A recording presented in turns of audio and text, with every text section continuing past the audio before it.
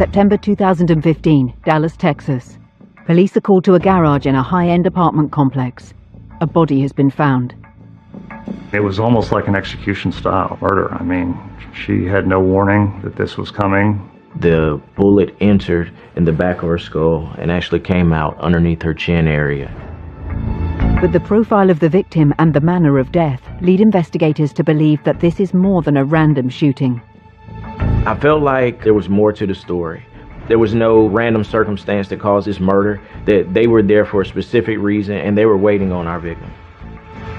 What detectives soon uncover is a complex conspiracy. Just the lengths that someone would go to try to get back with an ex-boyfriend. I don't think she even thought about covering her tracks. It was all about getting this done. This focus of, I need to get Kendra Hatcher out of the way so I can get Ricky back. Unfortunately, there are people in this world who would kill another human being and not give it a second thought. This is the story of the tragic murder of Kendra Hatcher, the detailed and methodical search for her killer, and a motive which police soon learn was triggered by jealousy and rage.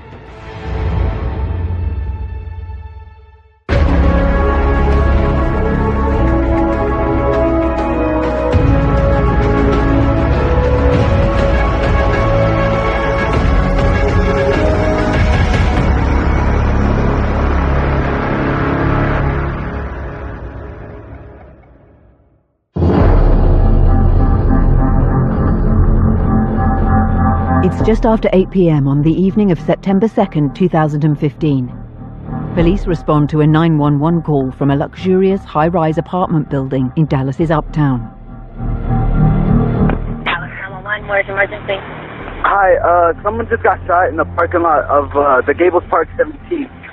All I heard was screaming and then a loud pop, and then I saw her laying on the floor and there was like blood coming out of her neck. The people, they had a mask on, and I think it was a black Jeep Cherokee. I responded to that and was told by the officers that were securing the scene outside that there was someone that was deceased inside of the parking lot. I saw a white Toyota Camry pulled in a parking space. The driver's side of the vehicle, the victim was laying on the ground. There was a pool of blood around her head. She was dressed in black doctor's scrubs, and her name was embroidered on the front of her shirt. It was definite that she had been shot. Next to the body, there was a magazine from a handgun, a spent round, and a shell casing. The police request the attendance of the medical examiner. The medical examiner did arrive at the scene, and he was able to confirm that she was deceased from one gunshot wound to the head. The bullet entered in the back of her skull and actually came out underneath her chin area. The police have already been able to confirm the identity of the deceased. The officers, prior to my arrival, checked the license plate on the car, and that came back as Kendra Hatcher being the owner of the vehicle, which matched what was on her shirt also.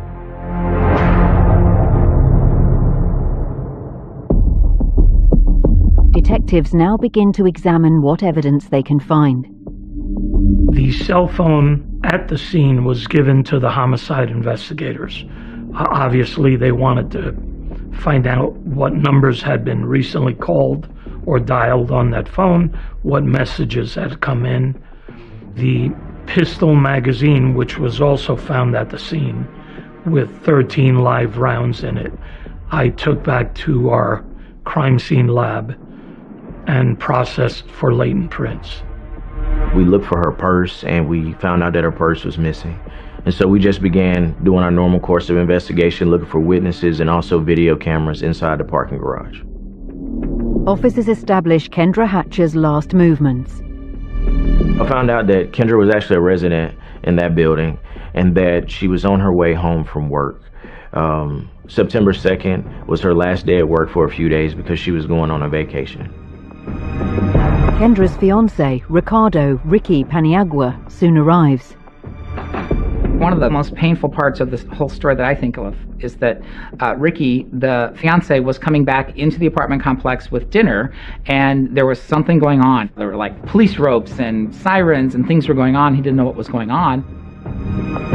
After speaking with him for a couple minutes, Ricky was able to tell me that him and Kendra had been dating for several months, and he was meeting Kendra at her apartment that evening to have dinner. Once he found out that we found Kendra deceased, you could just see just the color go from his body. He almost went into a state of shock once he was able to connect the dots. Police begin to piece together more information about Kendra. She had a very humble life growing up. Her mother owned a blanket shop in Springfield, Illinois. She was a cheerleader in high school, and she also was very devoted to her religion. She was a rising star in her world of dentistry. She was someone that helped many, many people. She worked with a clinic in the mid-cities between Dallas and Fort Worth that specialized in lower-income kids because she wanted to help kids.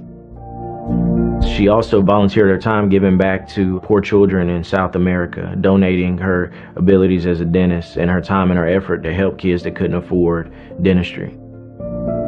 In recent months, Ricky and Kendra have become very close. She had told her family that she was super excited about meeting this guy. She said that they're clicking and that, he's a dermatologist and that they would probably end up moving in a year or so after his residency ended. And she just seemed to be really super happy and excited about life.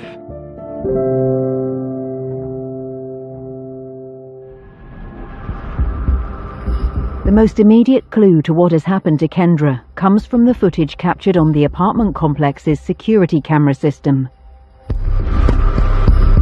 On the surveillance footage, we were able to see the victim come in to the parking garage and go to a normal parking space. We also found a footage of an older model Jeep Cherokee. This Jeep Cherokee was waiting in the visitor portion of the parking garage, and they followed another vehicle in and parked in a parking space before our victim got there. She started to get out of her car. An assailant walked up and basically executed her, shot her in the head, took her purse, and fled. The individual walked back to the back seat of the Jeep. The Jeep went out the wrong direction in the parking garage, made a U-turn, and then they exited. But there are limitations to what the police can see on the CCTV. After looking at the video, there was no way we could tell what kind of license plate was on that vehicle. And we had information that it may have been a paper tag. Police feel the public might be able to help them. They made the decision to release that tape to the public and say, hey, has anybody seen this vehicle, or do you know what's going on, or this is, this is very much of interest to us. And I think that was very, very key for them because that helped move the case along. I felt like there was more to the story. There was no random circumstance that caused this murder, that they were there for a specific reason and they were waiting on our victim. Police have some security footage, a murdered woman and a distraught fiancé. But they have little else to point to a motive for what clearly is the clinical killing of Kendra Hatcher.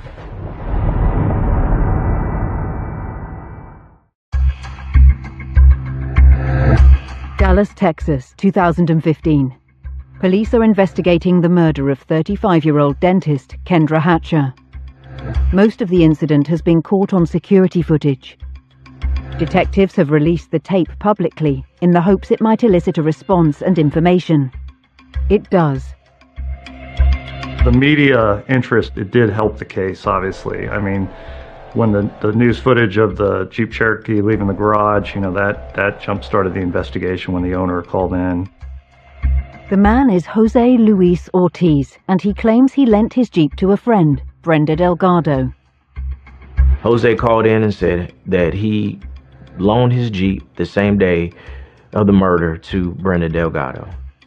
Jose actually gave us a phone number for Brenda, and we called her.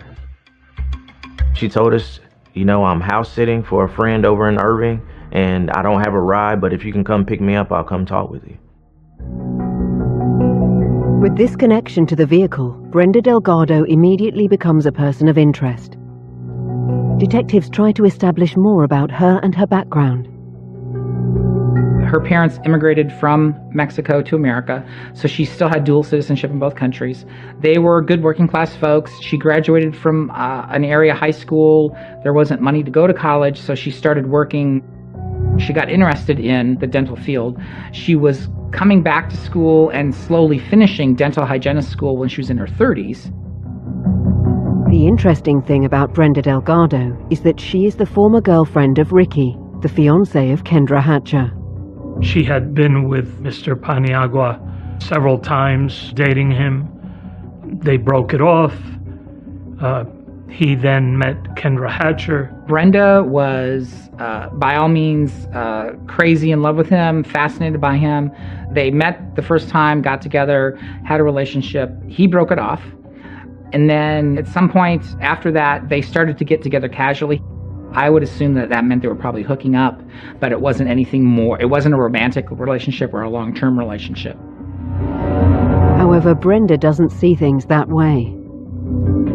There were times where she would seem emotionally unstable. There would be times where she would be overly clingy and just kind of overly attached to him. And I felt like, that kind of fit in with the theme on this case, more so than a robbery. It appears her view of the relationship has become obsessive.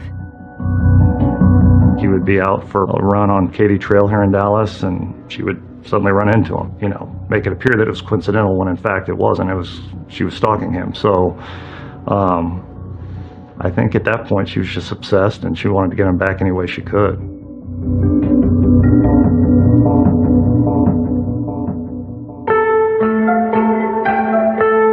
For police, it's time to get face-to-face with Brenda Delgado. Brenda gets called in for a voluntary interview, and she's cooperative. The Dallas police, smart as a bug, those folks taped everything. Brenda gives the detectives her version of how she spent Wednesday, September 2nd, the day Kendra Hatcher was murdered. Wednesday, I was in Carrollton, Okay. and I studied from maybe 12 all the way to about 6. And then from 6 we went to Fuzzy's. We had some tacos at Fuzzy's in Carrollton. Mm-hmm. Okay. Who were you studying with? Billy, this guy, a classmate. Okay. So how'd you get to Carrollton? I got a ride to Carrollton. Okay. Who gave you a ride? Who gave me a ride? My friend, Crystal. Crystal? Mm-hmm. She told me that early that morning she met up with her friend Crystal. They were having some problems with their vehicle, and she took it to Jose's shop. Jose's a mechanic. Jose looked at it and told her that he needed to work on it, and she borrowed his Jeep. She said that she had a study date that day with some friends, and Crystal dropped her off at a public library, and she spent most of the day studying. She also told me that the library had cameras, and it also had a sign-in log that I could check for her signature. This level of detail immediately raises a red flag. Most people don't pay attention to locations having cameras or sign-in logs. It was like it was already pre-formatted. Brenda can also supply very specific details about where she was at the time of Kendra's death. And I go to Chili's. How'd you get to the Chili's? Billy took me. Billy gave you a ride at Chili's? No. Okay. I have the receipt in my bag. I can tell you exactly. That's all my clothes down. Okay. She probably figured if she just showed the receipt, an officer would say, "Sure, you weren't there, thank you," and that would be over. Fortunately, that's not the way it works in the world of crime. Most people, when they come down and talk about murder, they're really nervous and kind of taken back. Either they're going to be overwhelmed emotionally because someone lost their life. They're going to be afraid because they're being questioned at a homicide investigation. She didn't seem to match any of those descriptions. She was very cool, calm, and collected, and very organized. Detectives begin to get more specific with Delgado. This is the picture of the young lady that got killed. Never seen her before. I've never seen her. Okay. First, they started with Kendra Hatcher. Do you know this person? No, I've never met her. Well, she's engaged to Ricky Patiago. Do you know him? Oh, well, yes, Ricky and I are very close, but we're just friends now. Detective Barnes needs to find out more about the vehicle used when the murder occurred.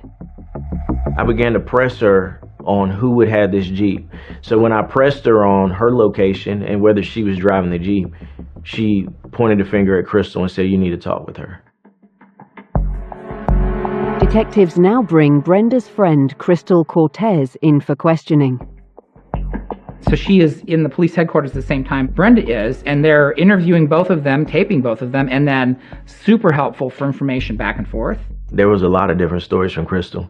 The first version was that she was looking for a parking space because she was going out to eat in a nearby restaurant. And she just happened to park inside the parking garage at the Gables 17. And she heard a loud noise and decided to leave the parking garage.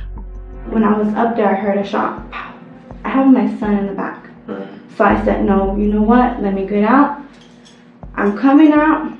There's a guy running with a mask right in front of me. He stops, he looks dead at me, and I'm just like, horrid. I'm shaking literally at this point because I have my son in the back. I confronted her with the fact that I actually saw someone get out of her vehicle and walk towards Dr. Hatcher. Immediately, Crystal's story changes. Crystal starts making up stories about she was just driving along the park with her son, and this scary man jumped in and told her to drive or he was going to kill her. And then she drove to the apartment complex and had no idea what happened. However, she's confronted with the fact that there's no sign of anyone who could be considered to be her son on the tape. Who else was in the vehicle with you? Just my son, and he was asleep in the back, honestly. No. That's not going to work either.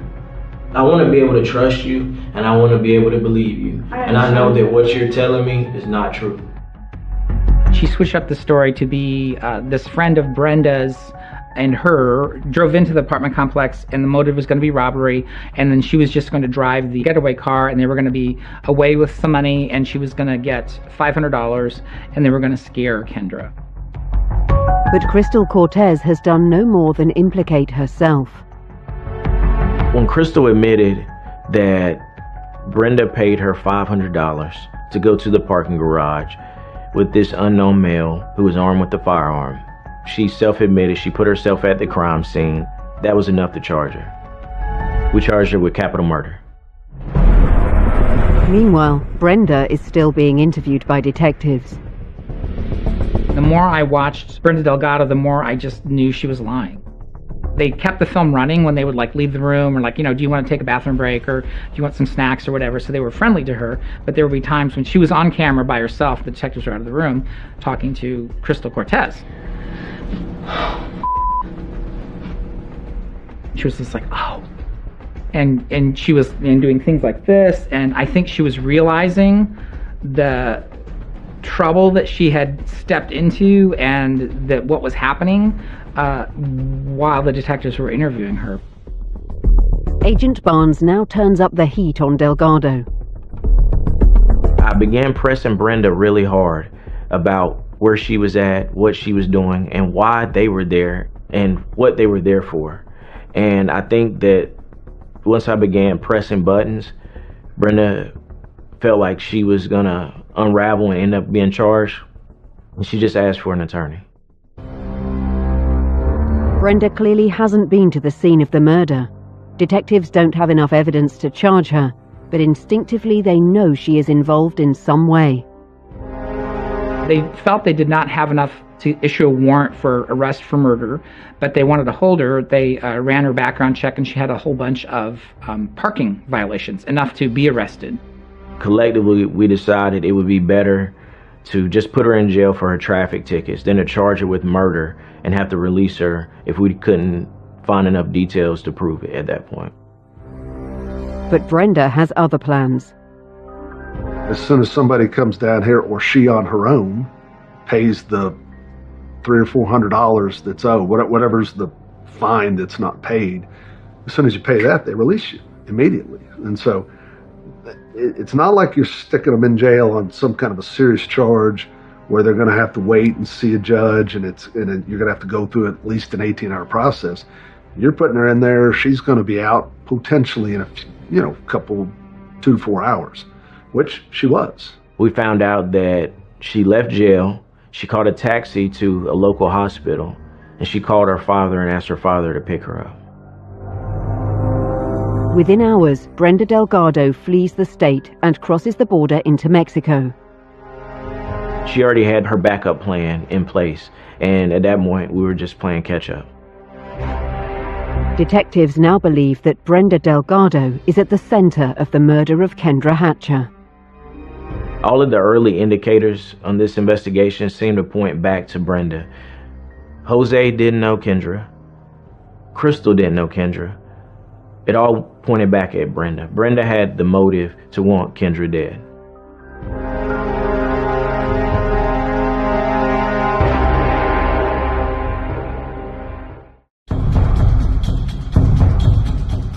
In Dallas, Texas, police are hunting for Brenda Delgado, a suspect in the murder of 35-year-old dentist Kendra Hatcher. Delgado has fled to Mexico, but investigators are continuing to question Crystal Cortez, Delgado's accomplice, who drove the Jeep from which the killer emerged to shoot Kendra. However, they are still trying to identify the shooter. Just crunching down phone records between Brenda, Crystal. We also located a phone inside Brenda's apartment. We got phone records for that number, and all of these phones had a common phone number that they were communicating with. And we were able to locate that phone number and do some subpoenas for the phone records on that phone. Police reach out to federal agencies for assistance. The FBI got involved about a month after it happened. At the time, they hadn't identified the shooter in the case. They only knew him as Chris, so they were looking for help in that regard. They had a telephone number for Chris. We were able to obtain a search warrant to obtain the real-time location information associated with that phone. The pings on the phone brought us to an apartment complex in South Dallas. That same day, Crystal is brought in for further questioning. So there was the blue Sebring part right there. Okay, was it an older looking Sebring? No, this is like, it's your, maybe like I this should, color blue or dark blue? No. It's a shiny blue. She gives me a description of the shooter's car, and she said he drives a blue Chrysler Sebring. I picked my phone up and I called the FBI agents that were doing surveillance out in this parking lot and gave them the car description, and they told me that they see the car in the same parking lot. By watching the phone pings, they noticed the phone started moving, and they also noticed that the blue Chrysler Sebring was moving at the same time that the cell phone was moving. And it pulls over in a parking lot a couple blocks away from this apartment complex, and they walk up to him and make contact. The man is Christopher Love. He is taken into custody and the car is impounded. The car was towed to the auto pound, and I began interviewing Christopher Love. I interviewed him all the way through the course of the night into the early morning hours of October 2nd. Searching the car, they didn't really find anything, and it was a little bit of a dead end. Detectives have drawn a blank, so they turn to another police resource to intensify the investigation. A canine that was in training at the time was brought to the Dallas Auto Pound. The canine had been trained to find explosives. That could be anywhere from gunpowder to bomb material C4. They sniffed the car. The dog wisely stopped at a couple places.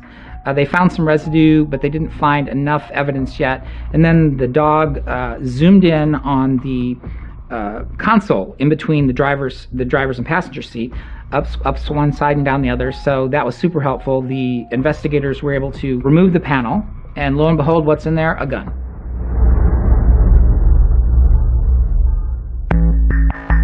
Christopher Love is confronted with what the canine has managed to uncover. Once I showed him a picture of the firearm, it was like somebody letting the air out of a balloon. His body language, he just kind of sunk down in his chair.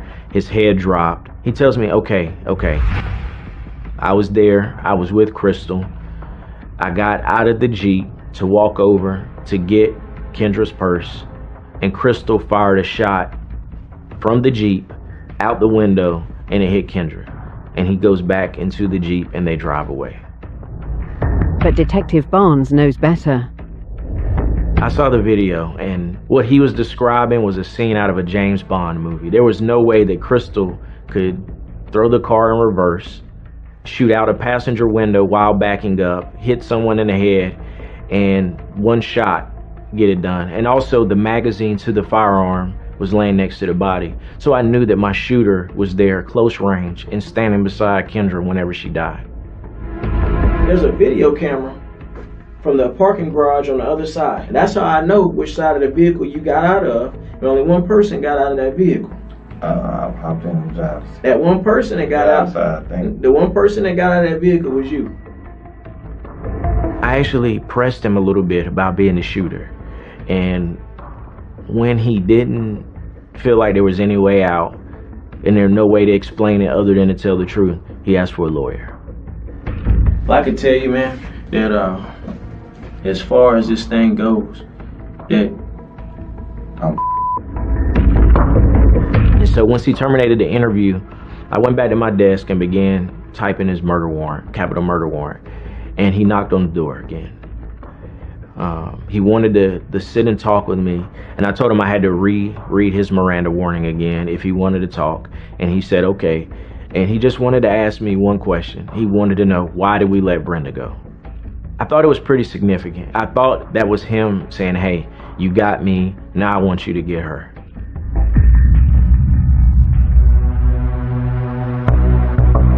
Crystal Cortez is also bowing to the inevitable. I really want to go home to my baby. You're not trying to cover for No, I'm not anybody? covering anybody. I don't want nothing to do with this. I want to go home now. I really do. I want to go to my baby, okay? I understand that. I'm I'm helping you guys with everything I can. I just want to go home to Ivan, okay? I know you guys are trying to help me. I'm trying to help you out. I'm not trying to cover for anybody. So Crystal was charged with capital murder. At some point, she agreed to a deal. The deal was, if you are truthful and if you can testify against Brenda, we will recommend you for 35 years to life. You will be pleading guilty to capital murder. They needed Crystal to get to Brenda. It's the only opportunity for her. 17 and a half years, you're eligible for parole. You may or may not get it, but you're eligible. She's got a child. She's got to be thinking about a whole lot of things, and she doesn't want to be locked up till the day she dies. She was the one that kind of put the pieces together for law enforcement, kind of explained what happened and allowed law enforcement to arrest the other people that were involved in it. Detectives know they have Crystal and Christopher, but now the spotlight turns to Brenda Delgado. They strongly suspect that she has manipulated the other two. One of the things that I learned working this case, that Brenda was very good at reading people. She was able to sit down with someone, figure out who that person was, figure out where they were at in life, and specifically what they needed in life. It was a business transaction for them. Should we beat him up? Should we kill her? Should we... they just handled it as if it was business. She actually offered Crystal $500. At the time, Crystal was a single mother. She was out of work because her vehicle wasn't working, and she needed some mechanic work done to her vehicle, and she didn't have the money to get it done. Brenda was able to figure out that she needed money to be able to go to work every day and take care of her child, and so she just kind of dangled that carrot in front of Crystal to get her to participate in this murder. And it is becoming apparent that Brenda had lied to Christopher in order to manipulate him even further. Christopher Love was a self-proclaimed low-level drug dealer that just moved to this Dallas area, and he wanted to be Scarface. He was looking forward to being the next up-and-coming drug dealer in Dallas, and Brenda picked up on that, and that's what she offered him. She told Christopher that she was part of the drug cartel and that Kendra was actually stealing drugs from the cartel, and if he participated in this murder, that he'd get a life times supply of drugs. At the center of everything appears to be Brenda's jealousy of Ricky's newfound happiness with Kendra. I think her obsession with Kendra Hatcher and losing Dr. Paniagua was stronger than anything she could think of.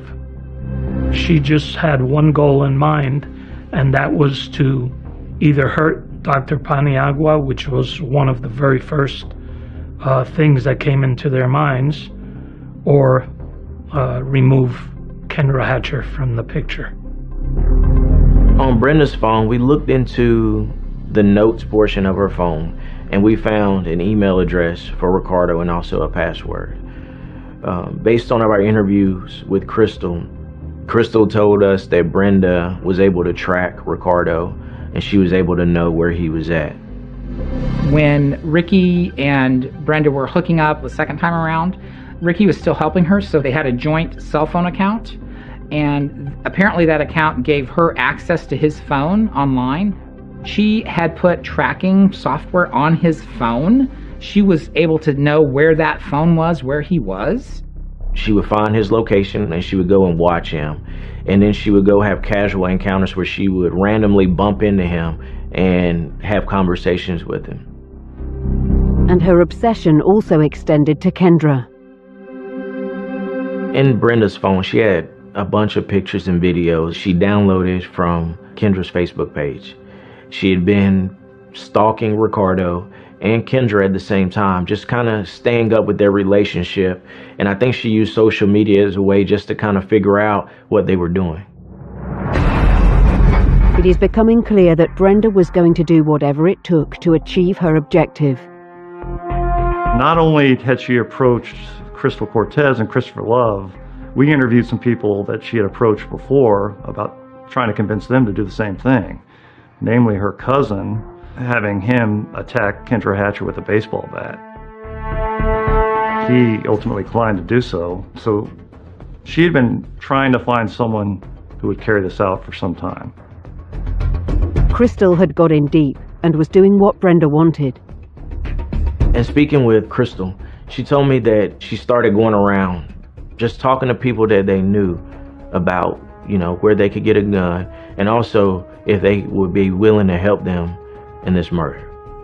And through a mutual friend, a gentleman by the name of Kelly Ellis, Kelly knew Christopher Love and he introduced them. For whatever reason, they just fell in and the ball started rolling and Crystal started agreeing to these things, and she found a shooter for Brenda. She agreed to drive the getaway vehicle. She helped Brenda get rid of evidence after the fact for $500 and some drugs. Delgado was across the border, in her mind, safe from the authority of U.S. law enforcement. My arrest authority ends in the state of Texas, and I think Brenda knew that. She felt like she was out of reach of the Dallas Police Department, but what she didn't plan for was that we have a partnership with the FBI, and they've got worldwide jurisdiction. When people try to flee the U.S. to another country to escape justice, that always is a thorn in my side. So I always give those cases a little extra attention because I want to make sure that these people get caught and brought back to the U.S. I don't want people thinking that they can flee our borders and not answer the charges that are brought against them. The FBI felt like the longer that she was free, the longer that she was evading law enforcement, that we were at risk for her committing another offense. Dallas police now move to make Brenda Delgado an international fugitive from justice. We were able to get her on the FBI most wanted list. I was pretty excited about it because I knew that I would get my shot at her again.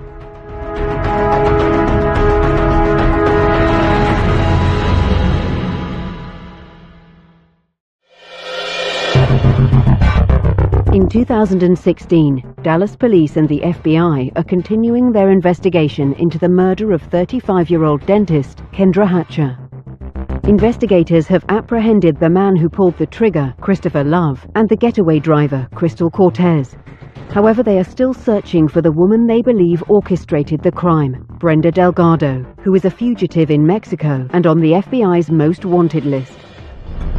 Detectives and agents now intensify their search for Delgado.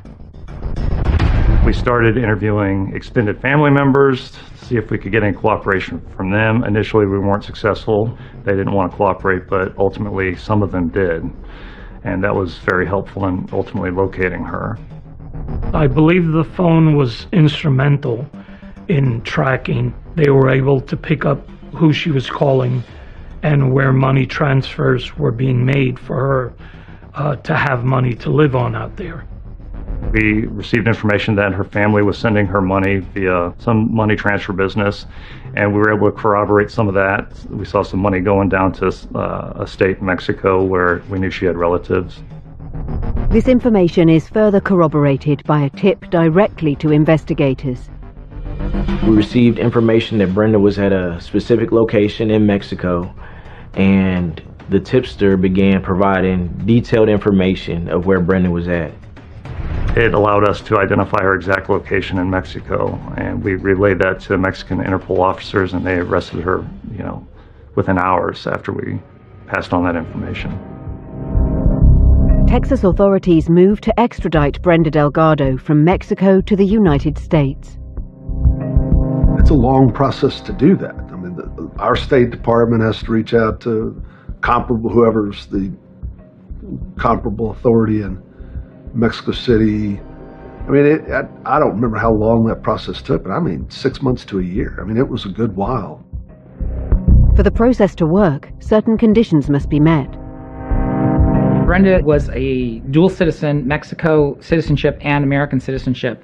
And Mexico has a standing policy that they do not extradite any of their nationals, any of their citizens, into a death penalty situation. The deal was that she would not be put to death here in the States. So in order for us to apprehend her and bring her back, we had to agree to that. We flew to Mexico on October 5th of 2016. We met Mexican authorities in a hangar at the airport. We searched her. We placed the restraints on her that she would be wearing on the flight. We were able to board the flight before any of the other passengers through the back entrance and flew back to Dallas-Fort Worth Airport nonstop. I actually met her when she arrived here. I was the first face that she saw when she walked in the airport hangar. I'm a pretty competitive person, and even though I didn't get a chance to interview her again, in my mind, I was like, I told you I was gonna get you.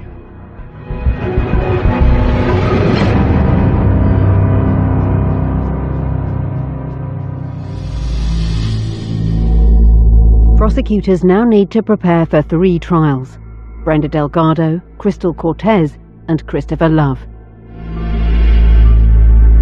I've been working in the Dallas Homicide Unit for a little over 9 years. And out of every murderer that I've come across, Christopher Love is about as cold as any murderer that I've dealt with. No sign of remorse, no sign of emotion, no sign of regret. This is a vicious, vicious, vicious person. Christopher Love was sentenced to death. He's still on death row from what I understand, and I don't know if a date's been set yet for that. Crystal Cortez's fate has already been more or less agreed. Crystal was charged with capital murder as well, based on her agreement to testify against Christopher and also to testify against Brenda. She was given 35 years in prison. In the case of Brenda Delgado, prosecutors paint a picture of a ruthless manipulator. They did a great job at pointing out the specific facts of this investigation and just kind of like laying out who Brenda was. That she's not just this pretty face that you see sitting in a courtroom, that this lady's a monster. I don't think she even thought much about covering her tracks. It was all about getting this done. This focus of, I need to get Kendra Hatcher out of the way so I can get Ricky back. Brenda had a very blank look on her face, almost like she was in disbelief that she was actually sitting in this courtroom and that she was being held accountable for what she did. I don't really know that she felt right and wrong. I don't really know that she felt any guilt. The best word I can come up with is sociopathic. She just appeared to be very nonchalant and like everything was okay, and it would be until the very end. When the jury deliberate, they aren't long about coming to a decision. So I was going down the escalator, and this is, we're less than 20 minutes since the jury went out, and I get a text message, we've got a verdict. I think we startled some folks. We came back in a half an hour. It was not flippant, however. It was not off the cuff. We came back into the jury room, and someone suggested that we take a sample vote. This is the gut check vote. Let's just write down what we think, and then we'll start talking about it. So a woman volunteered to capture the notes.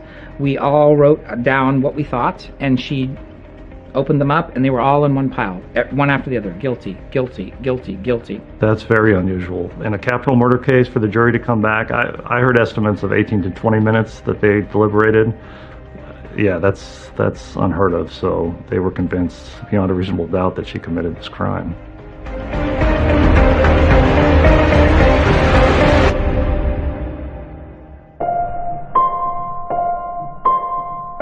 First and foremost, this was a Dallas Police Department homicide investigation.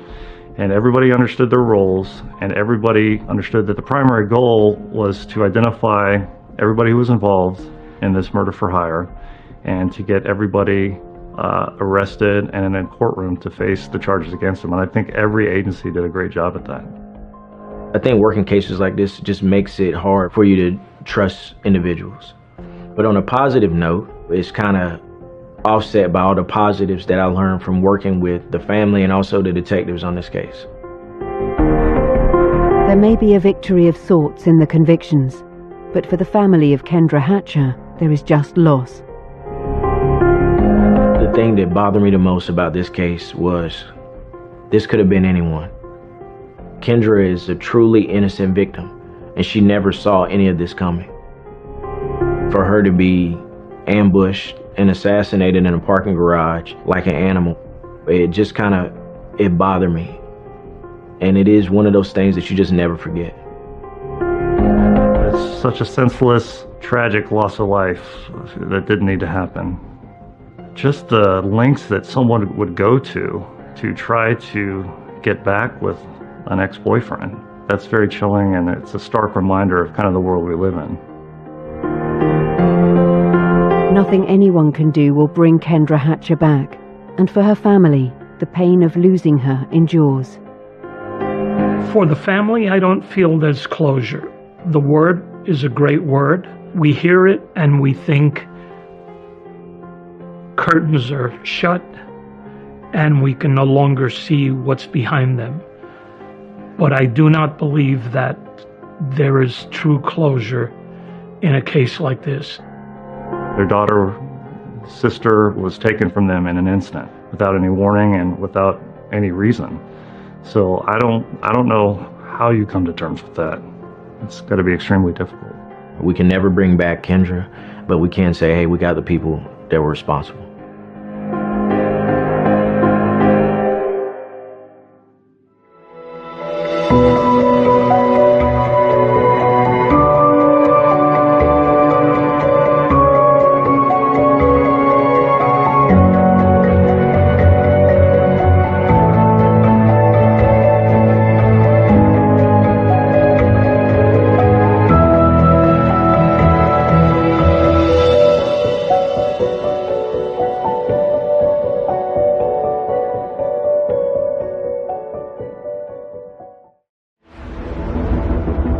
On the afternoon of February 18th, 2014, customers in a local Gloucester hair salon are horrified as a young hairdresser is brutally attacked by a man with a knife. The victim is 20-year-old salon stylist Holly Gazzard. She is stabbed a total of 14 times. It took him 2 minutes to complete those 14 stabs. As a premeditated, cold-hearted, cool attack. The thought that something like this had happened in broad daylight in a hair salon was really hard to even begin to digest. Holly's attacker escapes on foot while first responders arrive at the scene. But despite their best efforts, Holly is pronounced dead shortly after. Holly was just murdered in such a cold and callous way, it just struck home with everyone.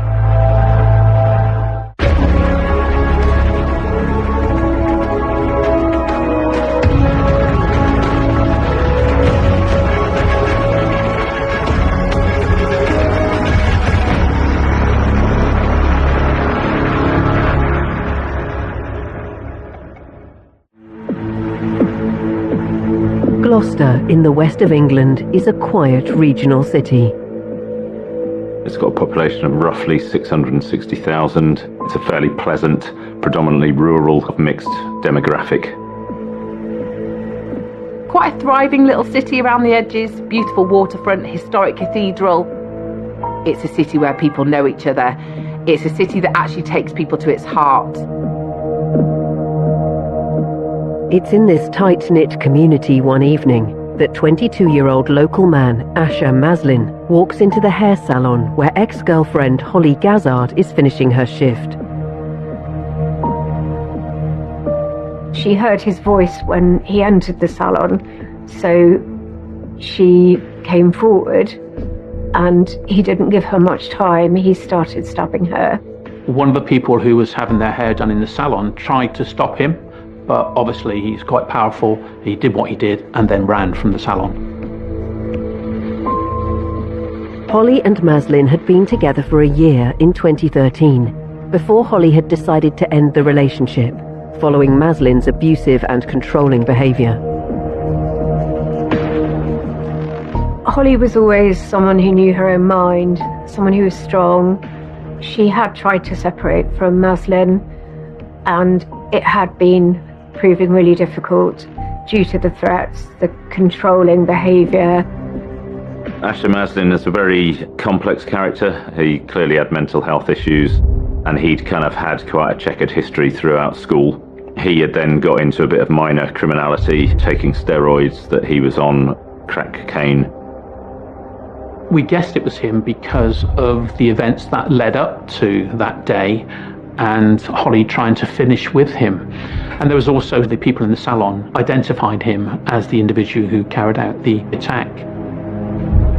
The police station is literally on the doorstep of the premises. The officers that were first in attendance tried to do CPR.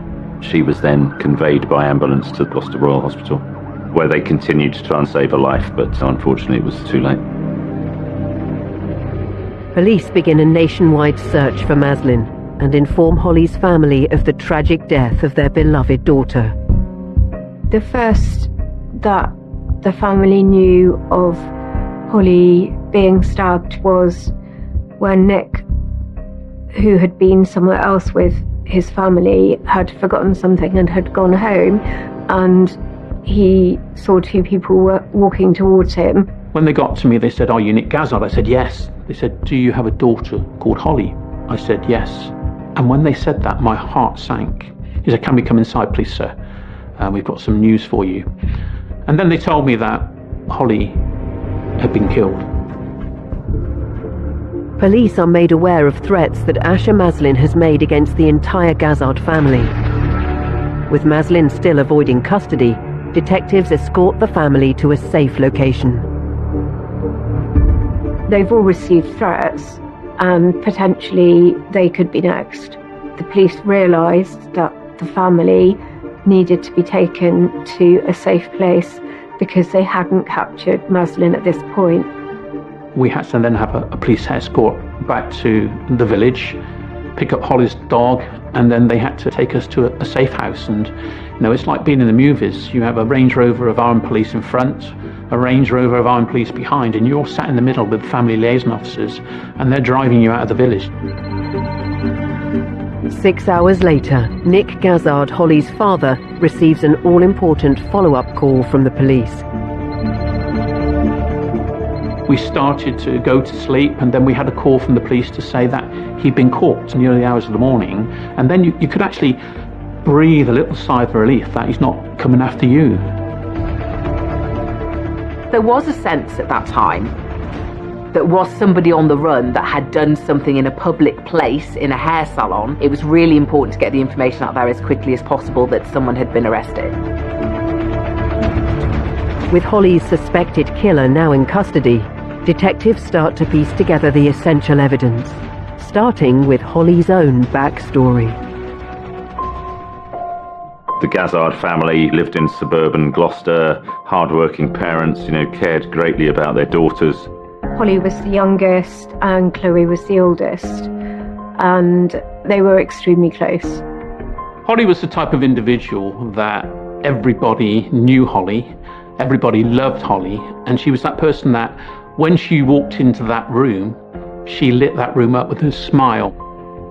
Holly was really interested in sport, and as a young girl, Nick would ferry her around to different sports. She would try out anything and everything. She also was extremely interested in hairdressing, beauty, fashion.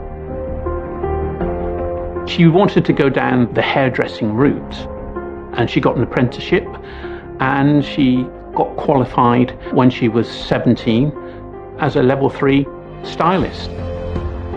And when she was doing her apprenticeship, when she came home from the salon, we didn't know what she was going to come in with, what colour it was, what style it was. And she could just change her appearance. She was somebody who had ambitions in her life. Someone that had a little bit of stardust around her, a sense of she was going places and wanted to go places.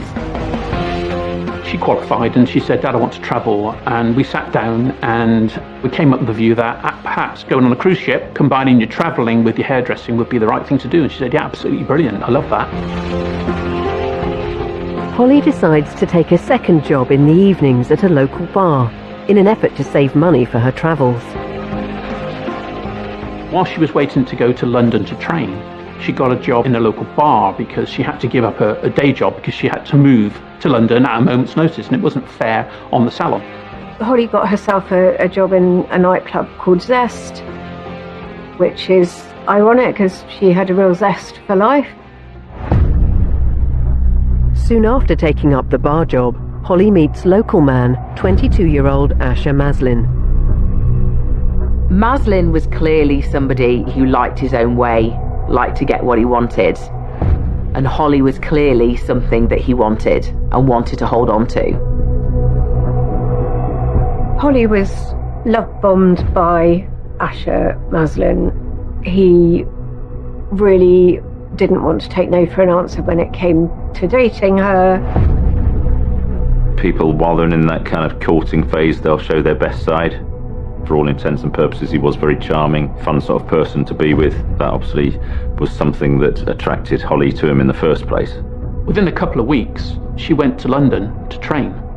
And what we didn't realise at that time is that Maslin followed her there. He didn't have a job, didn't have anywhere to stay. He was stalking her from the very outset.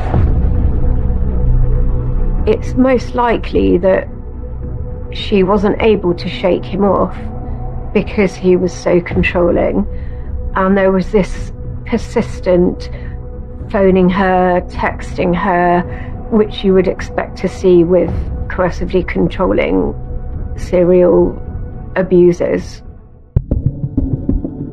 Holly completes her stylist training in London and is swiftly offered a dream job on a cruise ship as a hairstylist.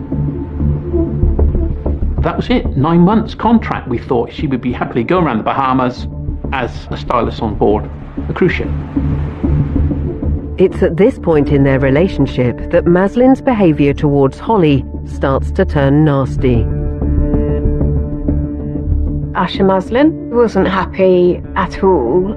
There was no way in his mind that he was going to lose what he considered to be his possession. And by then, she was his possession. Within a week or so, she telephoned and said, Dad, can you arrange flights to bring me back? I want to come home. Which was really unlike Holly because, she was strong, and once she set her mind on something, she would follow it through. But obviously we wanted to make her happy, we wanted to do what she wanted, so we brought her back to the UK. Holly was this vivacious, bubbly person with plans. And it seemed like every plan that she had, he seemed to find a way to draw her closer and draw her back and away from the ambitions and the plans. Family and friends are already concerned at Holly's relationship with Asher Maslin. However, little do they know that things are about to take a turn for the worse.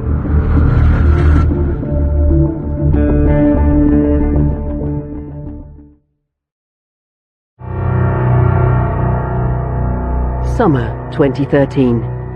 20-year-old hairstylist Holly Gazzard has begun a new relationship with 22-year-old security guard Asher Maslin. Holly met Maslin while she was working in a local bar, but already there are family concerns about the new man in Holly's life.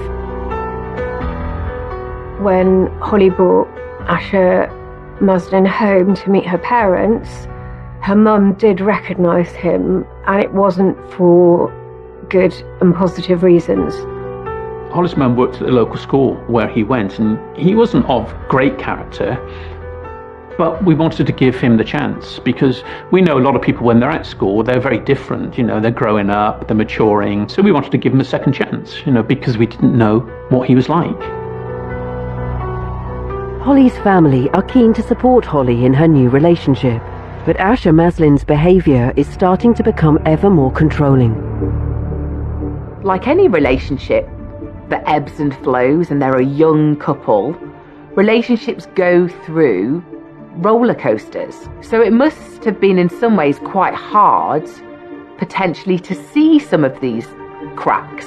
But as time went on, it became clear that Holly was struggling and in a very difficult place with Maslin. She had started to change, and that was being recognised by her parents and friends. One particular incident in August of that year reveals a violent side to Maslin's personality. She went back to London, she got a job as a stylist in Edgware, and again, Maslin followed her there. And she was there for probably 4 or 5 months, until the August of 2013, and that's when she went to the Notting Hill Carnival. Holly and Maslin were at the Notting Hill Carnival, and Holly had gone off to the toilet with her nephew, and Maslin had pushed her to the ground. If you're prepared to do that in public, what do you do behind closed doors? She telephoned me the following day, said, "Dad, can you pick me up, bring me back to Gloucester?" And again, that's what we did, brought her home. And again, Maslin followed her back to Gloucester, so she couldn't even get away from him. We became aware that Asher had grabbed her by the throat in a public place. It was caught on CCTV. It's been proved in sort of academic studies that statistically, if there is an incident of strangulation in a domestic relationship, that is a precursor to homicide. Despite his violent behaviour towards her at the carnival, Holly continues the relationship with Maslin in the hope that it was an isolated incident. She got a job with a local salon, Fringe Benefits in Gloucester, and everything was hunky-dory. It was all happy. We didn't know what his character was. We didn't know his background or what he was capable of. Had you looked at his background and his history, then you would have been able to see the risk that she was at. They didn't know that actually he posed a real risk and a real danger to her. Clare's Law was brought around as a result of a young lady that was murdered at the hands of her partner. Basically, it allows people and their families to apply to the police to see if someone has got a history of domestic violence. Now, obviously, that wasn't around at the time, and had it been, Holly or a family could have applied to us to find out more about Asher Maslin. It's 6 months into the relationship that Holly begins to confide in her father, Nick, that she has been trying to leave the relationship for some time. She said to me, "Dad, this guy, I want to get rid of him. He just won't take no for an answer." And I did say to her, "Holly, do you want me to get involved?" She said, "No, Dad, I can handle it. It's not a problem." I had no reason to doubt Holly. Holly was a young woman, and she knew her own mind. And every parent goes to that dilemma of thinking, is this the right call for them? Is this the right decision? But there comes a point where you have to respect the decisions made by your children in an attempt to make them grow and flourish and to make their own mistakes. As the year continues, things go from bad to worse for Holly. It went on 2013 towards Christmas, and she was still having problems, and it got into February, and we did say to her then, why didn't you take him to a place where there's lots of people around and really get that message through to him that the relationship is over? She said, great, I would do that. And she did that. Holly's mind is now firmly made up. She wants to break up with Asher Maslin and move on with her life as soon as possible. She finally decided that she would separate from him, and it was on the 14th of February, Valentine's Day 2014, and she picked a public place. They had agreed to meet in a pub in Gloucester for a drink to try and sort things out. Holly had made it clear that she didn't want anything to do with Asher anymore, which again, he just didn't like that rejection, so he picked up a drink, threw it in her face in the middle of the pub. She got up to go to her car in the car park. He followed her.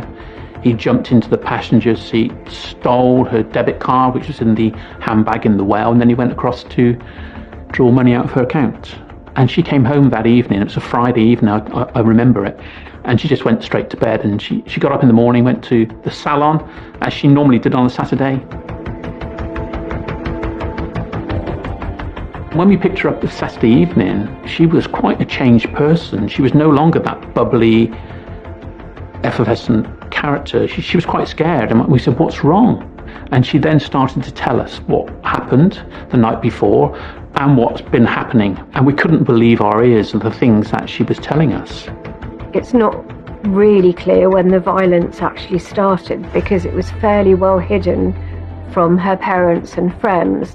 However, it was noticeable that she had become quite subdued and her character had changed, which you would expect when someone is being controlled and manipulated. Faced with continuing threats of violence against her and her family, Holly finally reports Maslin to the police. The police came round and discussed it with Holly, and they took that statement, and Holly was really reluctant to sign the statement because, I think she was quite scared at that stage. And even when she was taking that statement, he sent her a text saying, if you don't call me now, I'm going to come around there and put a baseball bat around your dad's head. Police now want to speak to Maslin about his abusive behaviour towards Holly and her family. They made attempts to try and find Asher Maslin and couldn't find him. Obviously, they were intending to arrest him. We didn't see him then for a couple of days, nor did Holly. He had no contact. The police were trying to find him, but they couldn't locate him. Subsequently, we found out that he'd actually gone down to London and had this binge on crack cocaine and alcohol, so he wasn't in the county at the time. Holly believes Maslin is finally out of her life and feels safe enough to return to her job at the hair salon 4 days later, on Tuesday the 18th of February 2014. But Asher Maslin is already making plans to visit Holly again, the very next day.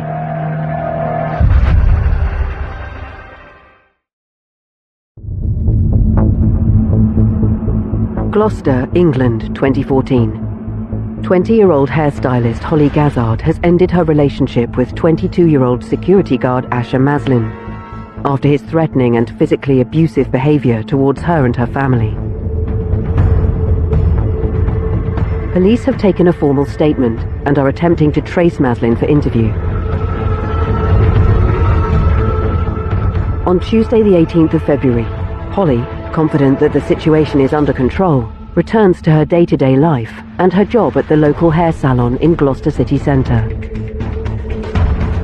She went into the salon on the Tuesday, and I telephoned and said, are you okay? She said, yes, Dad, I'm fine, just had my nails done. I'm going into the salon to start work. But unbeknownst to Holly, Maslin has returned to Gloucester after his drug binge up in London.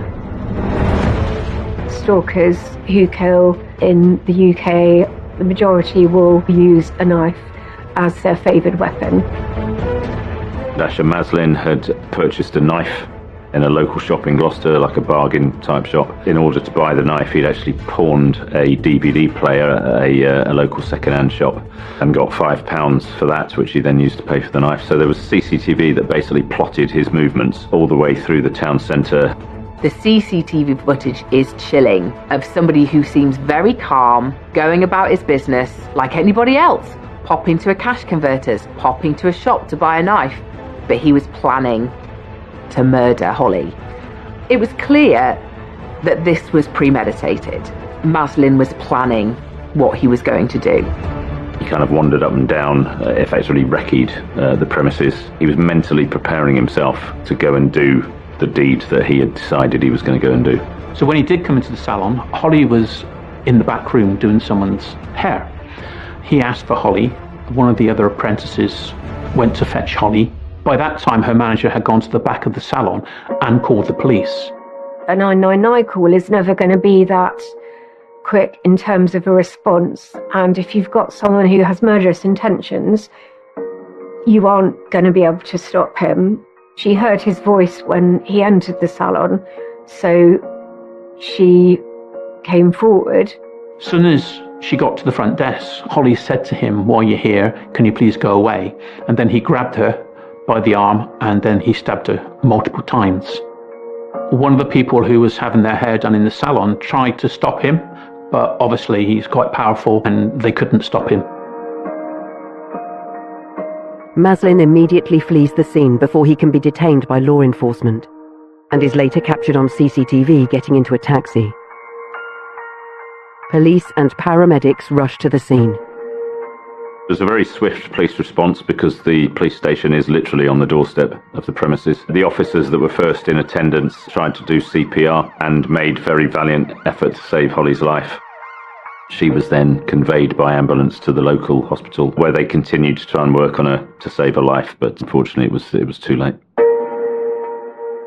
At this point, the case is escalated to one of murder. Detectives are aware that passers-by have filmed the attack at the salon. They need to try and get to Holly's family before anything is shared online. We did actually have to put out a message around social media because we were very conscious of people filming things going on social media that could be evidence or could just be inappropriate. Thank God we never saw any of that footage. It would have been, really distressing if that would have been put out on social media. Detectives locate Holly's dad, Nick, and drive directly to inform him of daughter Holly's death.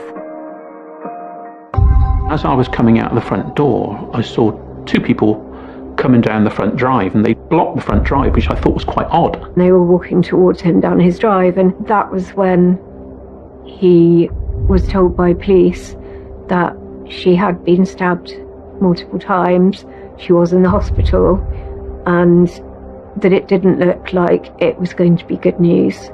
And I said, right, okay, we need to pick up my other daughter and Holly's mum. And they said, we'll take you across there and then we'll go to the hospital, because obviously that's where Holly was. Words can't describe it, really. They are just going through the worst thing that a family can possibly go through. And nothing you can say can make it better. The only thing you can do is do your job well and hopefully get justice for them. We got to the hospital and we went to the family room, and we were there for about half an hour, and the consultant said that Holly had been stabbed multiple times, and the only crumb of comfort I can give you is that she probably wouldn't have known what was happening after the first one or two stabs. Police learned that just minutes before murdering Holly, Asher Maslin had sent her sister a chilling message. He actually sent a text to her sister before he killed Holly to say, now you see what I'm capable of. We were aware that Asher Maslin had made threats towards Nick and the family prior to the incident, and at that point in time he hadn't been arrested, so we didn't know where he was. We didn't know who he was linked into, whether he could potentially bring in other people to make threats or carry out acts on his behalf. So as a precaution, we moved the family. The police took us to Holly's grandparents in another village, and we got in there, and you're just trying to gather your thoughts together, and you don't know really what's happening, where you are, and what to do. You don't eat, you don't drink. We didn't know whether he was coming after us. That's the thoughts that go through your mind. An anonymous tip-off leads investigators to an address where Maslin is believed to be hiding out. Maslin's family actually called the police and turned him in. They realised the dangers that Maslin posed. In the early hours of the 19th of February, just 8 hours after the murder of Holly Gazzard, prime suspect Asher Maslin is located, arrested, and brought into custody. He is making no comment throughout the interview, didn't appear to show any sort of remorse. We'd recovered the actual murder weapon just around the corner where he had literally thrown it towards a skip. Irrespective of what he'd said in interview, and he did go no comment. We were very swiftly in a position to charge him. He was charged by the officers that interviewed him and then remanded into custody into Bristol Prison. In the media, we would get to know who the name of that person is, but we wouldn't be able to publish the name of that person legally until that person was formally charged, at which point we could name Asher Maslin. The next 24 hours is a bit of a blur, but I know after that, our family liaison officer took us to the place where Holly was murdered, and we saw the beautiful flowers that the public had left outside the salon. That did give you a bit of a warm feeling that Holly was well respected and well liked. But, we'd lost our daughter, and it was such a sad few days, something that we would never ever forget.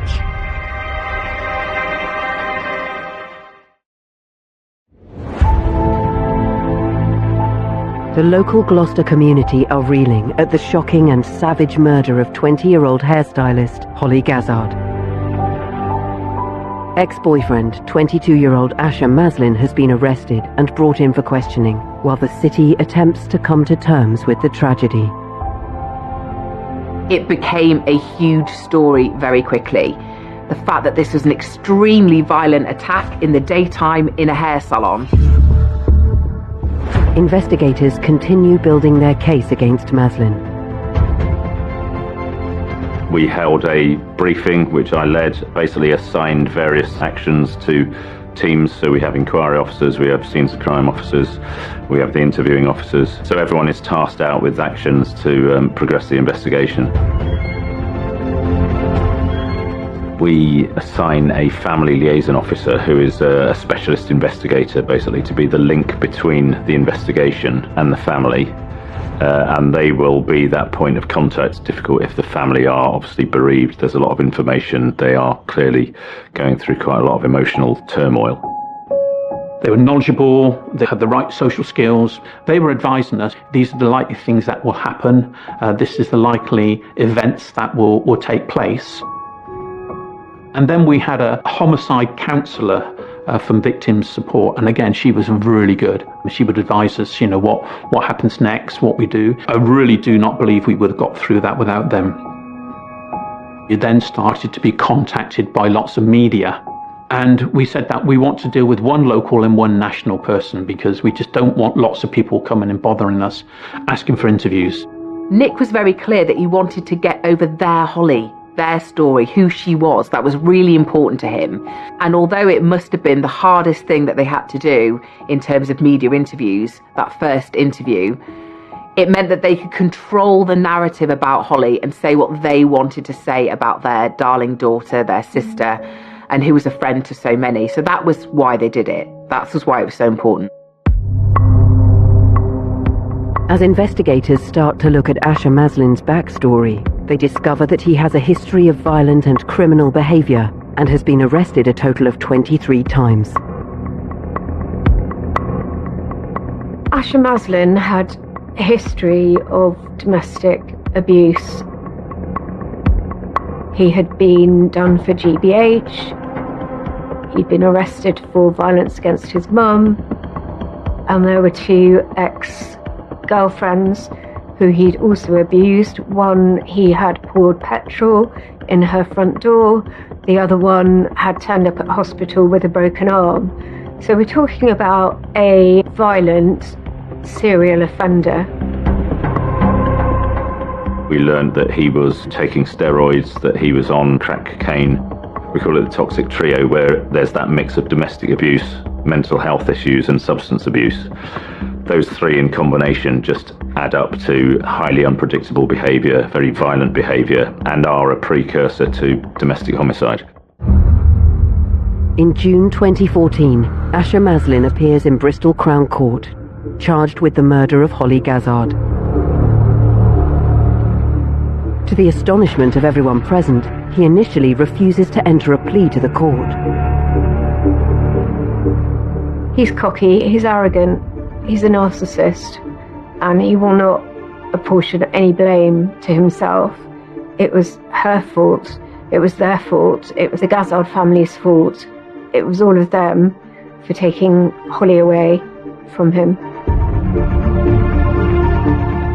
Prosecutors present CCTV footage of Maslin purchasing a knife in the hours leading up to the attack at the hair salon. We were quite fortunate in this case because it was right in the centre of Gloucester. The evidence was just overwhelming, so lots of CCTV, lots of direct eyewitnesses, good CCTV from the shop where he had bought the knife. Maslin finally changes his plea to guilty, but remains arrogant and defiant throughout his subsequent court appearances. The first one he wouldn't plead, so that was adjourned. The second one he wouldn't plead, and the third one he did. He initially pleaded not guilty to murder, and he went down the route of manslaughter by diminished responsibility, claiming that he had mental health issues and he didn't know what he was doing. He wanted to go down the route of diminished responsibility, but after psychiatric assessments, they came back and said there's nothing wrong with him in that respect, and therefore he had no real reason not to plead guilty. And also that would lessen his charges as well, and his length of time in prison. Holly's murder has had a traumatic effect on the community of Gloucester. The judge makes an unusual decision to move the location of the court for final sentencing in the case. The only good thing about him pleading guilty is that it prevented us from having to go through a trial. And all we were left with then was the sentencing. They said, well, would you like to have that in Gloucester? This was such a public killing that we wanted the people of Gloucester to be a part of what happened next. So we said, yes, we'd love to have that at Gloucester Crown Court. For the first time in 40 years, a murder sentencing was actually held at Gloucester Crown Court. There was a sense of people wanted to see justice being done in their city.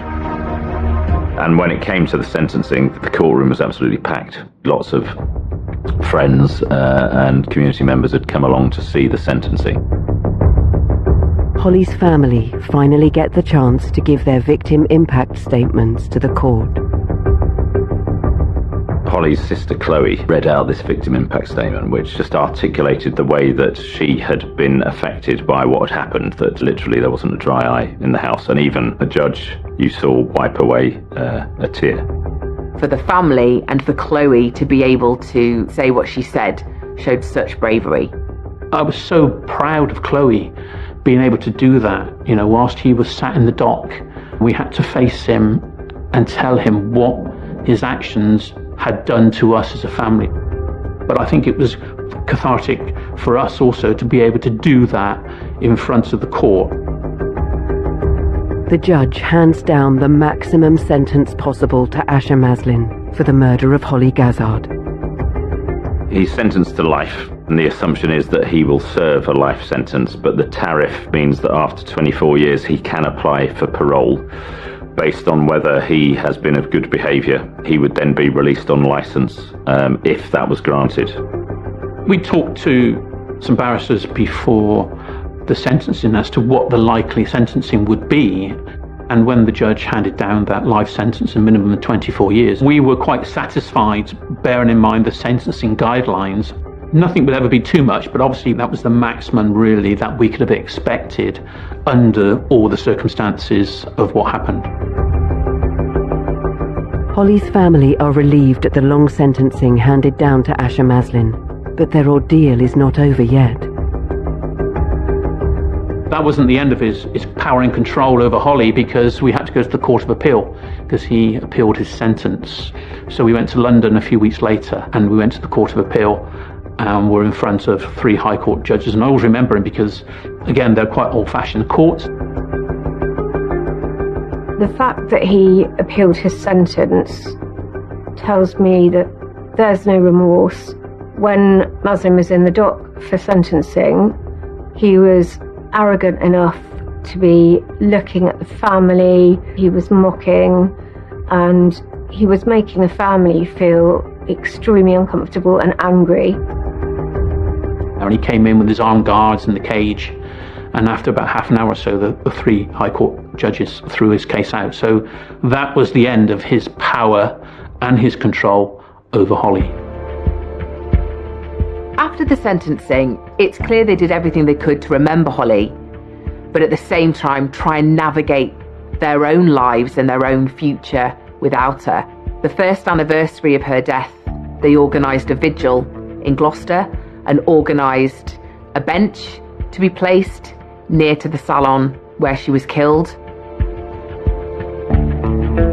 Following Holly's death, her family raise awareness and support for people affected by domestic violence. When I look back at Holly, she never had any education around domestic abuse, coercive controlling behaviour. It wasn't actually a thing back then. She wouldn't have known about stalking or sexual harassment, none of that, and nor did we as parents. We had no knowledge of that. So, one of the things I wanted to do was to raise these issues to ensure that other people didn't go through what Holly went through and we went through what we currently go through. Stalking statistics will show us that stalking victims, survivors, will experience up to 100 stalking behaviours before they report to police. And with domestic abuse victims, survivors, it's around about 30 behaviours before they report to police. So there's a massive gap there, and it could be that people don't actually recognise stalking, they don't recognise that they're being stalked. And again, that comes down to education and training. I created the Holly Gazard Trust to raise the awareness of all the issues that Holly faced: stalking, knife crime, coercive controlling behaviour, domestic abuse. It's far more frequent, I think, than the public maybe realise. We probably get on average somewhere between 25 to 30 incidents reported to us per day, and they're complex crimes to investigate because often, they are behind closed doors. There aren't necessarily independent witnesses. It can often be one word against another. I'm a firm believer that we need to educate people at a young level to get them to understand these red flags, understand when something's healthy, when something's not, how you can react, who to go to, who to tell, forewarning these individuals of what they can do. It's absolutely vital that we educate boys and girls about what a healthy relationship looks like, that we use the language as well that they could use to report to police, and that they know how to report to police, and that they know who to go to if they are witnessing or experiencing behaviours. The Gazard family helped develop a phone app called Hollyguard. This app aims to help anyone in a threatening or dangerous situation that could quickly turn violent. Hollyguard as an app has been a phenomenal success in terms of being able to protect people who are vulnerable. It's a discrete app, so it needn't necessarily show up on the icons on your front screen. The beauty about Hollyguard is as soon as you activate it, it's collecting data. And when you send the alert and the video and audio, that's kept as well. And again, it's kept in your account, in the cloud, not on the phone. So if anyone got through the phone, you can't see anything. There's recently been a conviction where evidence was used using the Hollyguard app. And it is saving lives. It will save future lives, and it will also put more perpetrators behind bars. Even today, Holly's legacy is very keenly felt in her native city of Gloucester. It's a measure of how much Holly meant to the city that on the 10th anniversary of her death and the memorial service that was held at Gloucester Cathedral, the Chief Constable, the Police and Crime Commissioner, paramedics, investigating officers, local politicians, and many members of the community all turned out to say that we remember Holly. The Bishop of Gloucester conducted the ceremony. Almost the entire original investigation team were there, lots of friends and family. Just a real poignant marker of what had gone on and all the work that has gone on since, and the fact Holly will never be forgotten. Something that came out quite quickly is that once we'd got the pictures of Maslin in the court case, people didn't want to see his face. And that's the first time I've heard that happening. But we have seen, I think nationally, a conversation around it's about the victims, it's about empowering the person that's died, and it shouldn't be about the killer. While she was of small stature, she clearly had a very big personality and presence. Her image is kind of imprinted on the psyche of everyone in Gloucester, really.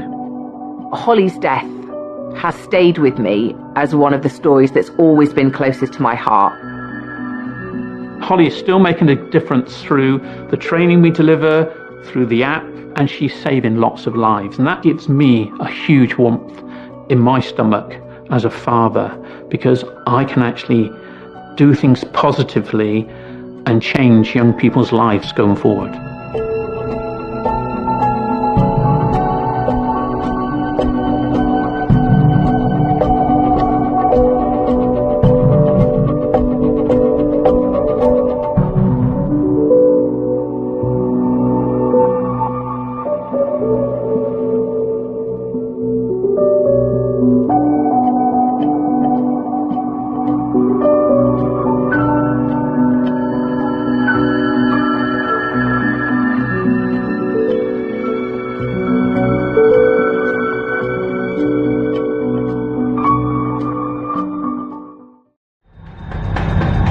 May 2020, Pella, Iowa. A woman is found savagely murdered in her vehicle. She had a horrific injury to her hand. It almost took her thumb off. Her name is Tracy Mondabaugh, and police suspect the ex-wife of Tracy's current boyfriend. Her name is Michelle Boat. She unleashed hell on Tracy that day. She was just not able to deal with her marriage falling apart. I think in her head, she felt that if she removed Tracy from the situation, that Nick would come back to her. It doesn't take police long to find out just what their suspect has been up to. Michelle had been following Tracy around town for quite a while that evening. She stalked Tracy and then killed her. And Michelle's own words provide damning evidence. And tell the she messed with the wrong mama. Every one of the things that she did was a free will choice, to the point that she plunged a knife into Tracy's heart. This is the story of Tracy Mondabaugh's murder and how it was solved. The story of a determined killer driven by rage and by jealousy.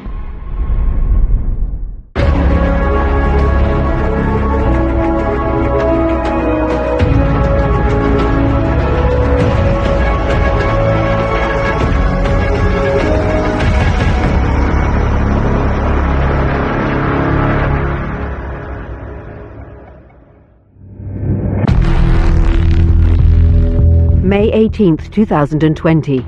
Police in the city of Pella, Iowa, receive a call about a possible domestic dispute. Pella Police Department.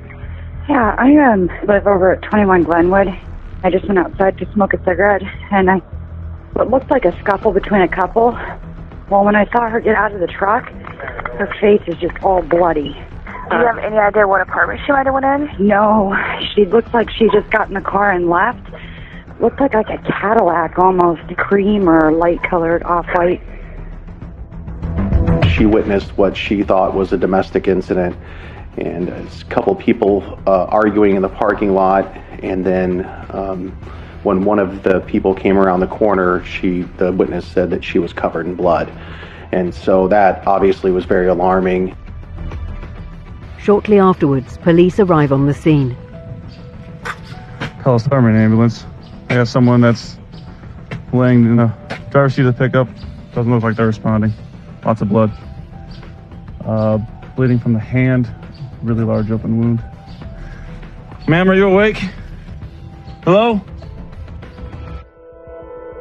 They found a body. They didn't know exactly how long it had been there, the extent of the injuries, and so they attempted to perform CPR.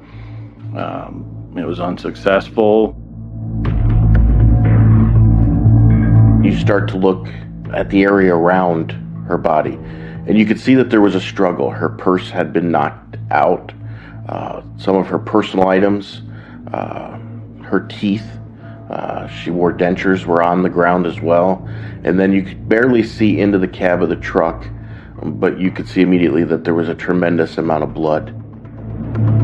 Using her driver's license, police are able to identify the victim as Tracy Mondabaugh.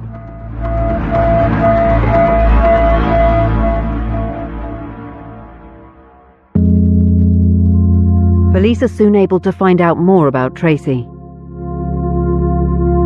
This whole thing was a tragedy. She had people that loved her and for the most part have been living her life, well. Her children described her as a very loving mother and a very nice person, just kind of trying to figure out her way through life. Tracy had been dating Nick Boat. He is separated from his wife of over 20 years and works at a local industrial and agricultural supplier, Vermeer Corporation. Her family was happy that she had met Nick and that Nick treated their mom well. He had begun seeing this woman while married to Michelle Boat, and at some point he told Michelle that he was leaving her to go live with Tracy. I believe he described it as the love of his life, and that he now, for the first time in his life, knew what love really was. So Tracy and Nick moved in together, and the truck was Nick Boat's truck.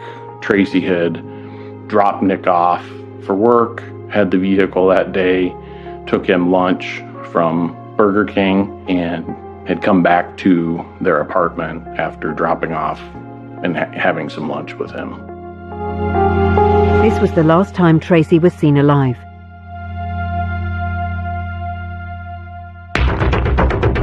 Crime scene investigators begin to examine the scene and look for evidence.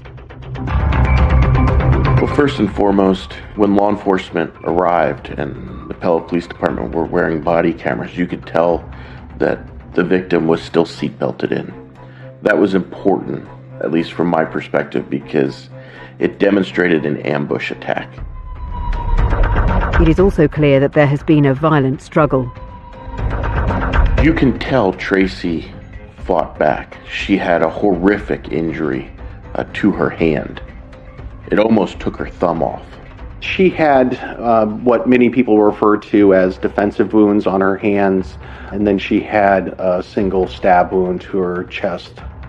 According to our medical examiner, that puncture of her heart terminated her heart from beating, and so it was just mere seconds, I think. Probably less than 30 seconds, and I hope for Tracy's sake it was shorter than that. One small but vital clue catches the attention of the police. At the crime scene, they had found what looked like a finger off of a blue latex glove. Just the finger looked like it had been ripped off of the glove. Everyone, whether or not it's law enforcement or the EMT crews, firefighters, they wear purple gloves. So the fact that we had a blue glove at the scene, this stood out to us. Investigators also learned something of enormous interest from some bystanders. There was a male and a female standing outside, and he told me that a lighter colored, he couldn't remember, silver or white vehicle with a Vermeer sticker in the front windshield had left the scene before the officers arrived. through his dealings with Nick and Michelle, Lieutenant Cox immediately put it together that that was Michelle Boat's Cadillac, which was a critical blessing that Lieutenant Cox was able to put that all together very quickly. Armed with this information, investigators are now able to track down Michelle Boat and pay her a visit. She lives probably less than 1.5 miles from the crime scene. When they knocked on the door, not a whole lot happened initially because she didn't answer the door. I think by the body footage we were able to calculate that it's about a 5-minute knocking, pounding on the door, pounding on the side of the house. You could see inside the residence, the blinds weren't pulled on the windows, they were wide open. Lieutenant Bigowet went to the driveway and was looking around the Cadillac. He put his hand up to the wheel of the front wheel of the car and said that the brake rotors were still warm. He could feel the heat coming off the rotors, which would tell me that the vehicle's been driven fairly recently. Find a phone number for Michelle Boat and call her and see if you can get her to answer. The rotors on the Cadillac are still hot, but nobody's coming to the door. I can see through most of the house and don't see anybody. So I went around the side of the house and I noticed that there was a light on I didn't know what the room was. I thought maybe it was a bathroom.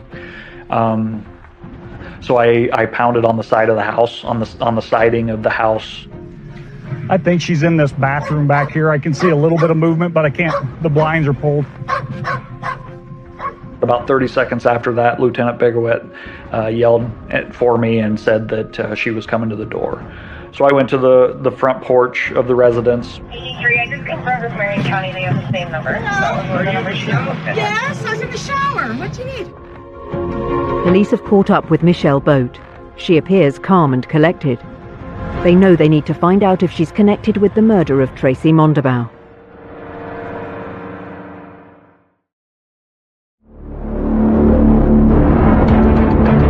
In Pella, Iowa, police have begun an investigation into the brutal murder of 47-year-old Tracy Mondabaugh.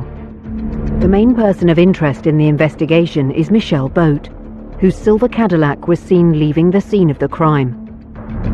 Police have arrived at Michelle's home, and after some time, she's finally opened the door. Same number. Yes, I was in the shower. What do you need?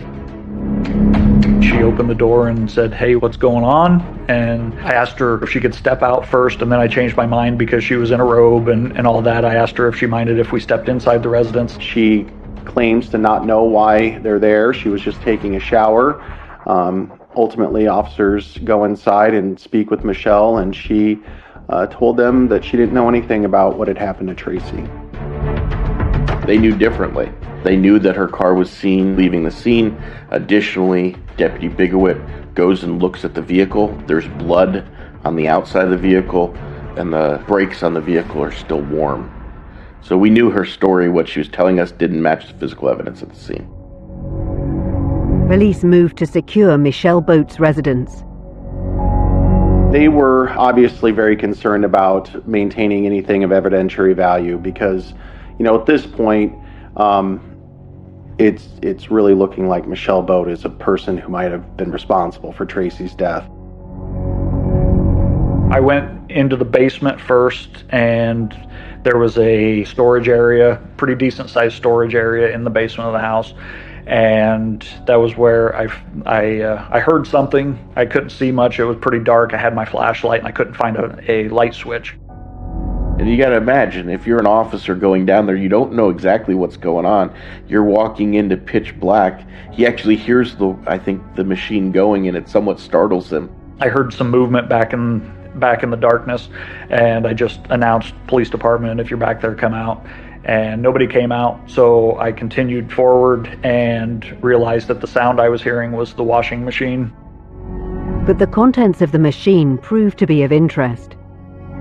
There's just one outfit in the washing machine, which is a little peculiar. Nobody usually washes just one pair of pants and one shirt or whatever. So he noticed that, and that ended up being a crucial piece of evidence. Police believe they have enough to warrant them taking Michelle into custody. Michelle Boat was in custody within 20 minutes. You know, I mean, there wasn't the concern that we have a killer on the loose or that this was a random act of violence. We decided to arrest Michelle Boat on a violation of a no contact order that night. And that was brought on by, I went to Vermeer Corporation and requested to look at their security footage. When I was reviewing that, I found video of Michelle Boat's silver Cadillac following the red F-150 that Tracy was driving. The video shows Michelle sitting in the same parking lot as the victim and Nick and watching them for about a half an hour. And then once the truck leaves, Michelle pulls out and follows the truck. Shortly thereafter, we got the phone call at the police department of the situation that was going on. That was when we started putting together that this is first-degree murder because she had this planned out. She stalked Tracy and then killed her. The investigators now call in the Division of Criminal Investigations, known as the DCI. Certain law enforcement agencies, and especially in smaller communities, don't have access to all of the things that DCI does. And so when we're able to make a phone call to them when something like this happens, we inherit a wealth of resources for the investigation. Just knowing that people that deal with these types of situations on a more regular basis are able to come and back us up on a case like this is a huge relief when you're in the middle of this situation and wondering what the next step is. When I arrived at the Pella Police Department, I already knew that we had 2 crime scenes at that time. Several search warrants were already underway, and Michelle Boat was already at the police department. It is time to question Michelle in depth. Michelle maintained that she didn't have anything to do with the injuries that Tracy had to her chest or her hands. She claimed not to have seen Tracy that evening. Michelle maintained that she had just gone out to get some food, realized that the line was too long at the burger place, and turned around and came home. But that she had nothing to do with the murder at all or anything that happened to Tracy. To the police, Michelle Boat's reactions are more than strange. When ultimately law enforcement tells her that Tracy has been hurt severely and Tracy is dead, Michelle gets this eerie smile on her face. And she looks at him and goes, "Oh, well, I guess the Lord works in mysterious ways." And to me, that was such a telling comment. It was incredibly chilling. That statement just showed to me a complete lack of remorse for what had happened. That in some ways, I think, was her saying that, that she was somehow justified in what she did because this woman had interfered with her husband. As a prosecutor, I immediately thought that's something we're going to use at trial. As a human being, I thought, wow, that's really this woman's mindset. Police are also uncovering more about Michelle and her life. She was kind of a normal person, best we could tell. She had worked, she lived in Pella, she didn't get arrested until the times leading up to this. She never stood out to me as somebody who would go this far. In my dealings with her, she was always she was loud. She was a yelling at the top of her lungs type of person. Something happened with her that drove her to a really dark place, and that she was just not able to deal with her marriage falling apart. Michelle and Nick had been married for 20 years. It was a loveless marriage for probably more than a decade, and had turned south in a hurry. He had told her that he wanted out of the relationship, that their marriage was over, and he, in fact, moved out of the home. And at that point, he said she became very angry with him. She was so used to Nick doing whatever she said that when Nick finally left and found somebody else that made him happy, It was more than she could handle. She largely had no criminal history, but then in the months leading up to the murder had kind of started popping up on Pella Police Department's radar. She assaulted Nick at one point, which resulted in a protective order being in place, and then Michelle continued to violate that protective order. I think for 50-some years she was just an ordinary person. But there was certainly something lingering inside her that caused her to, and I'm not even going to say snap, because I don't think she snapped. I think she did exactly what she wanted to do. She absolutely had the personality of a sociopath who was driven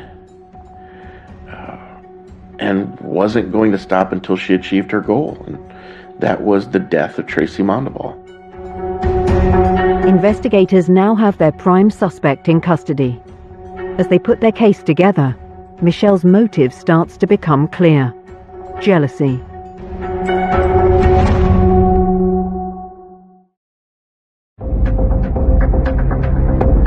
In May 2020, in Pella, Iowa, detectives are learning more and more about the events surrounding the murder of 47-year-old Tracy Mondabaugh. They have Michelle Boat, the estranged wife of Tracy's boyfriend Nick, in custody. Pella police have called in the Division of Criminal Investigations, and Agent Elizabeth Miller is now at the center of the inquiry. One of the first things that Special Agent Miller did was recognize that she wanted to get photographs of Michelle Boat's body. And so we photographed Michelle Boat head to toe. And at first, there was a slight wound to one of her fingers, a laceration, but barely visible to the human eye, and a little bit of discoloration. And she had a small laceration on her face, but literally that was it. It was not anything that would lead you to believe this person was just involved in a violent attack. But there is more to come from the examination of Michelle. About 36 hours later, on May 20th, is when I took the second set of photographs. At this point, you could see a large bruise on her upper arm, and just more injuries were apparent than they were the day before. Bruises can take a little while to show up. So when I don't see an injury from the first set of photographs, and then the second time that you go and document someone's body, and there's a whole set of injuries, it says that there was an altercation. Police seek permission to conduct a search of Michelle's home. A team of law enforcement go in the house and searched it thoroughly. You know, obviously we were looking for a knife or some kind of sharp object because we were thinking that that may have caused the death. Obviously we didn't know for sure at that point, but anything with blood on it or hair. A calendar in the house tells its own story. Tracy was documenting the amount of days that Nick had left her. It went from 1 days gone to 69 days gone. She was definitely keeping track of how long he had left. The examiners make an extraordinary discovery on Michelle's vehicle. One of the things that was unusual, when we look at the vehicle that Michelle Boat was driving, attached to the windshield wiper was a black choker necklace. And inside that choker, or weave through it, is Tracy Mondabaugh's hair. So during this struggle, somehow, Michelle Boat must grab at Tracy's neck, pulls the necklace and tosses it. And for whatever reason, and I'm glad it happened, it attached by the magnet that held it together to her windshield wiper and made it all the way home, still attached. It just all fit what exactly had happened. That there was obviously a violent struggle, and Michelle at some point threw the necklace towards her car. And there is more in the car which supports the investigators' developing case against Michelle Boat. There were several pieces of evidence which suggested that Michelle Boat didn't just decide in some moment of rage that she was going to kill Tracy. I mean, first of all, she had everything that she needed for murder in her car. Rubber gloves, binoculars, there's a few other things in there that clearly showed that Michelle Boat was thinking about doing something bad. But police are about to find the most damning piece of evidence. Lieutenant Bigwit noticed that when they were in the bathroom that the toilet kept running. That caught his attention, and I believe he lifted the top of the tank, saw something in there. It was a towel with a set of rubber gloves with one fingertip missing. I went to the crime lab straight away from the scene, and then just like the rubber glove tip from near where Tracy Mondabaugh's body was found, those were taken to the lab too and matched. And you don't need a medical degree to look at the rubber glove and see that it fit the tip that was found at the scene. That absolutely connected the crime scene with Michelle Boat's residence.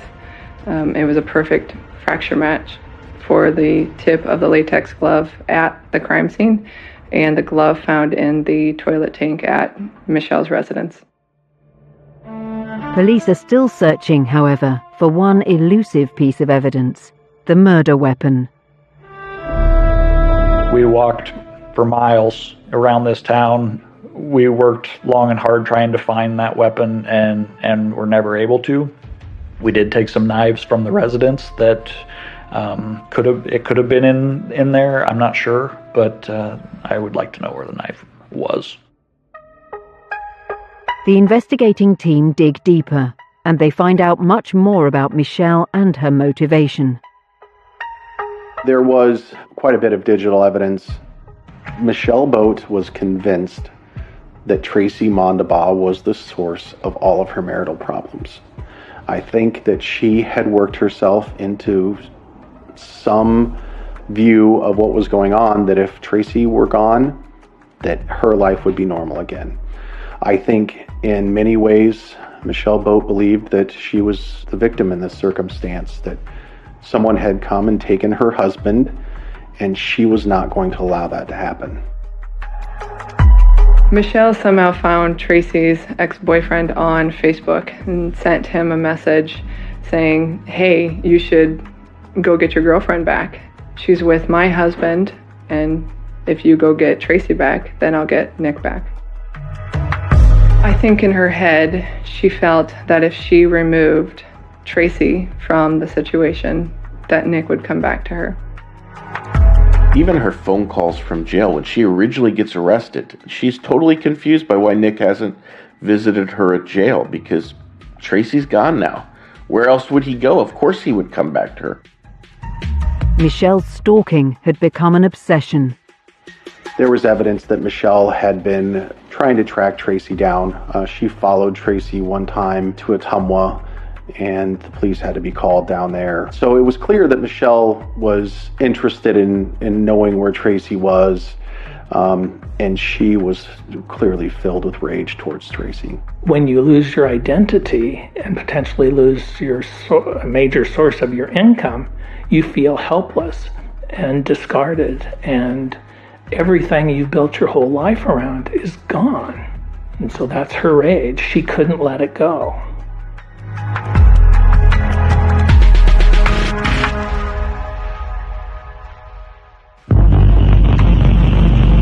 When voice messages from Michelle to Nick surface, it's clear that Michelle's intense rage had reached a dangerous level, and that her behavior had become unpredictable. You know, ignoring me isn't going to do you any good. Because sooner or later, I'm going to find and I'm going to kill her. And then you're going to feel the pain that I feel right now. Being over after 20 years of marriage. Well, a woman scorned. They were awful. Michelle had left, I think it was something in the neighborhood of 8 to 10 voicemail messages, and Nick had chosen to save them. They were from weeks earlier, all explaining that how upset Michelle was about Nick leaving and dating Tracy, talking about Tracy in a derogatory way, and quite frankly, laying out her plan, and that was to harm Tracy. I don't think you have any idea what I'm capable of. And neither does she. But she's gonna die. One way or another. I'll kill her. Might take me a little while. I'll do it. You know, these messages sometimes are just 15 seconds of screaming. Sometimes she's played songs. And sometimes she's talking. And when she's talking, the voice messages made everyone in our office, the hair on the back of your neck stand up. I can't wait till I find her. Oh man, she's gonna pay.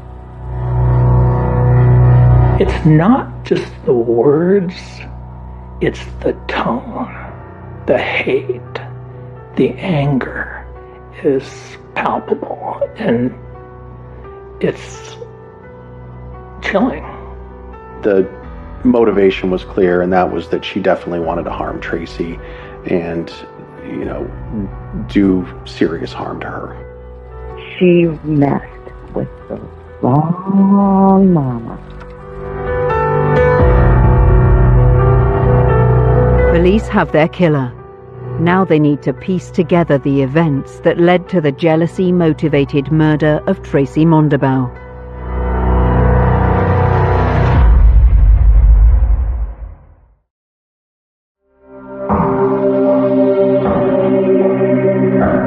Police in Iowa are continuing their investigation into the murder of 47-year-old Tracy Mondabaugh. They've arrested Michelle Boat, the estranged wife of Tracy's boyfriend Nick. Now they're trying to piece together Michelle's movements on the day of the killing.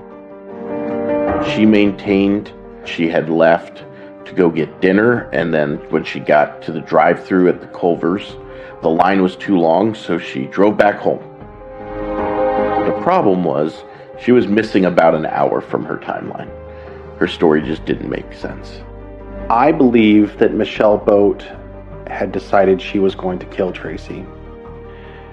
She didn't know exactly when or where, but it was something that had been growing in her mind over the course of those 69 days since Nick left, and especially since the time that she realized that Tracy was part of the equation. And so I think probably that evening she did go to try to get something to eat, and she noticed the truck. She saw who was driving it, and I think at that point she just realized, this is my chance. The CCTV footage which police recover becomes key to progressing the investigation. We ended up through investigation finding that Michelle had been following Tracy around town for quite a while that evening. It started at Burger King. Tracy pulls into the Burger King drive-thru at 7:20 p.m. Michelle followed Tracy to the Burger King and parked in the parking lot of the strip mall a ways away, so Tracy would not have noticed her. You can see her on surveillance footage from the Burger King and from the Culver's surveillance footage get out of her car and then go to the trunk compartment. Michelle Boat had, as we called it, kind of a murder kit. She had rubber gloves, she had a hammer, she clearly had a knife, she had a crowbar. She had all of those things with her in that vehicle. I think some of those things were located in the trunk of her vehicle. That's why while she was waiting for Michelle, she got ready, she armed herself, she prepared. She followed her. The next stop is the Vermeer facility where Nick works. You first see Tracy pull in to Vermeer, and then less than 40 seconds later, Michelle Boat pulls in. What we see is Tracy pulling into the parking lot, driving the truck she was found in, and meeting Nick. And Michelle pulls in sort of behind them. Our theory was she was trying not to be detected by Nick and Tracy. Michelle was sitting there watching the whole time. She waited a half an hour and watched them eat dinner. He kissed Tracy goodbye, and they parted ways, and that was the last time that he ever saw her. And that's what fueled this whole thing, is the realization that this is really over. In that moment when she realized it was really over, having seen them in that parking lot and having a passionate kiss that Michelle hadn't had from him in years, and that was the kindling that lit the fire. The vehicles leave, and once again, Tracy's vehicle pulls out of Vermeer. Michelle is following, and then just down the road, probably half a mile or so away, there's security cameras on the backside of a church that identify both vehicles driving away.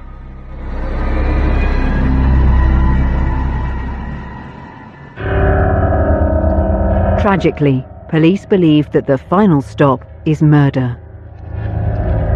From all the evidence, it appears that Tracy Mondabaugh pulls into the parking spot, turns the car off, but before she unhooks her seatbelt, she's attacked.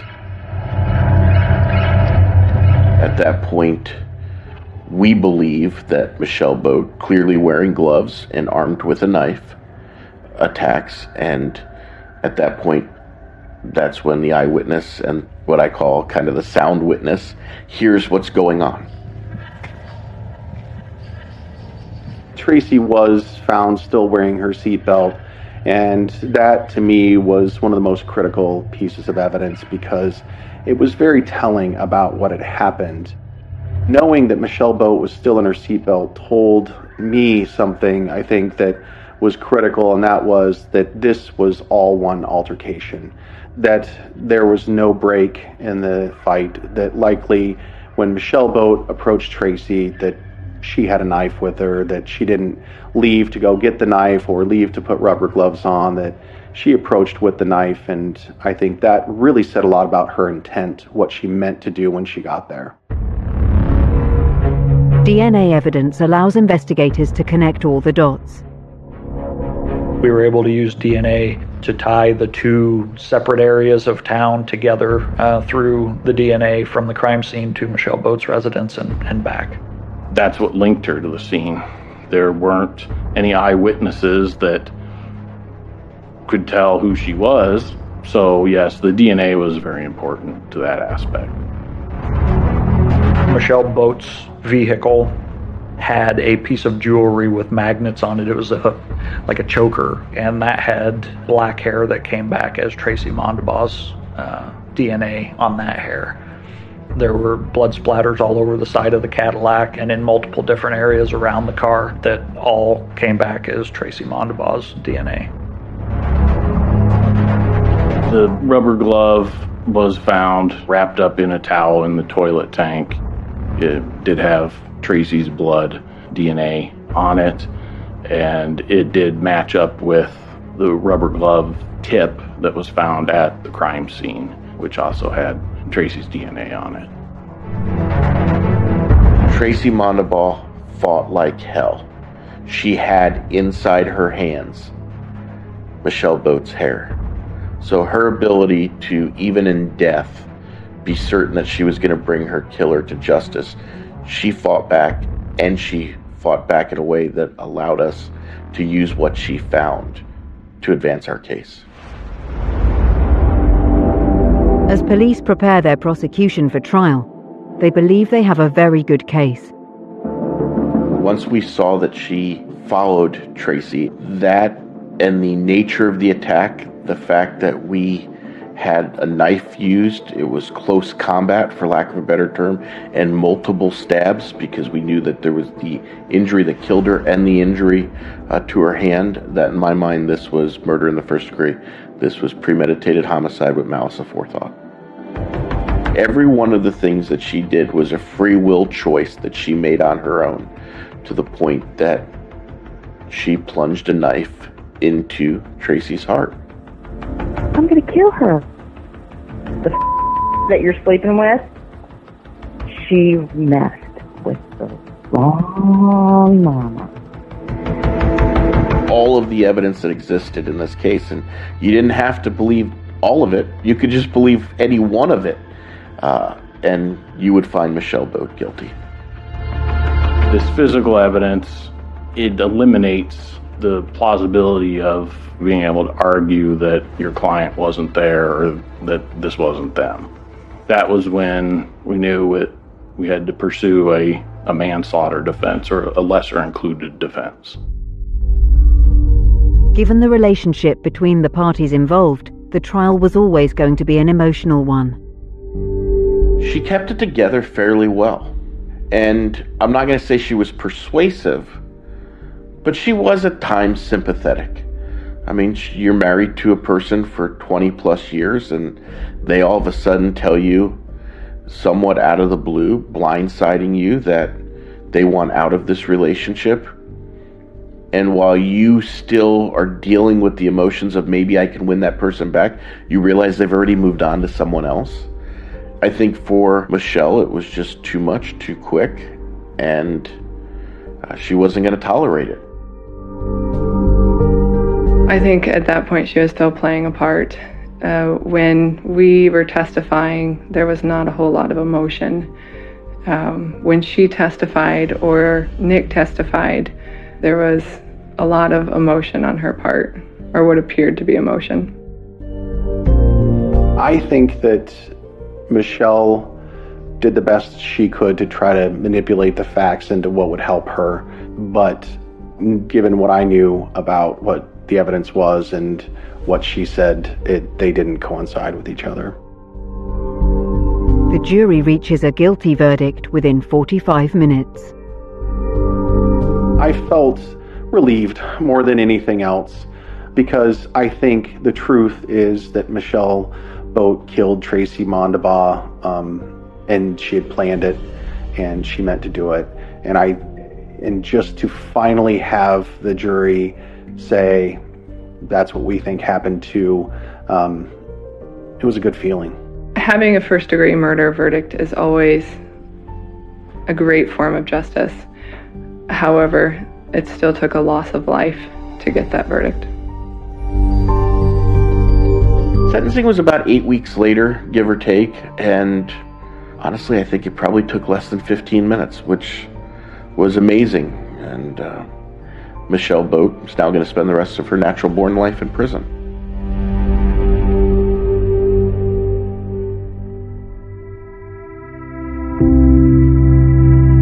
Michelle receives her sentence, but was justice done in this case? I think justice exists. If it didn't, my job would be meaningless if I didn't find that there was justice in it. But in order to get justice, something bad has to happen. In a sort of cold way in my job, the file's closed. So there's that, but I bet if you ask that question to Tracy's family or Nick, they probably have a different answer for you. I'm sure they're probably still dealing with a lot. There's nothing that any of us can do to bring Tracy Mondabaugh back.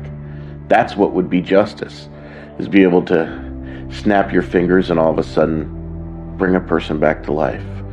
But to the extent of what we're allowed to do under our criminal justice system, the jury got it right. Michelle Boat's exactly where she deserves to be. I think Michelle made a choice to take the life of someone she deemed was a threat to her marriage.